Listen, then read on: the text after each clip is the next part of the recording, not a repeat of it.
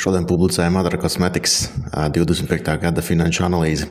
Ir labās lietas, ko gribās izcelt. Starp tām ir apgrozījuma pieaugums, kur viņi pieaudzēja par tādu apmēru, kā viņi plus mīnus prognozējuši. Mazliet ir uzlabojums peļņas maržās. Īpaši tas izpaužās salīdzinot otro pusgadu ar pirmo pusgadu. Un ir daudz jaunas, labas iniciatīvas, kuras, es domāju, nākotnē vēl nesīs rezultātus. Tajā pašā laikā ieskatu netik viegli saprotam padara tas, ka pagājušajā gadā bija izmaksāts ļoti liels dividendes, un tā rezultātā attiecīgi par to bija jāsamaksā liels nodoklis, un neto rezultāts ir negatīvs.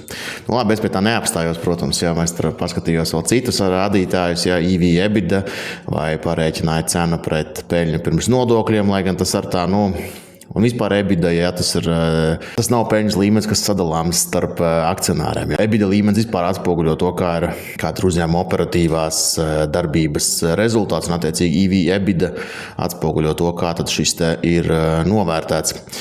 Un vēl ņemot vērā to, ka varētu būt arī dividendes, ja, un tad arī veicu aprēķins par to, kāds dividendes varētu būt, bet kur to visu atrast, jāstāsta profila aprakstā, tur arī būs saite, kur viss ir publicēts.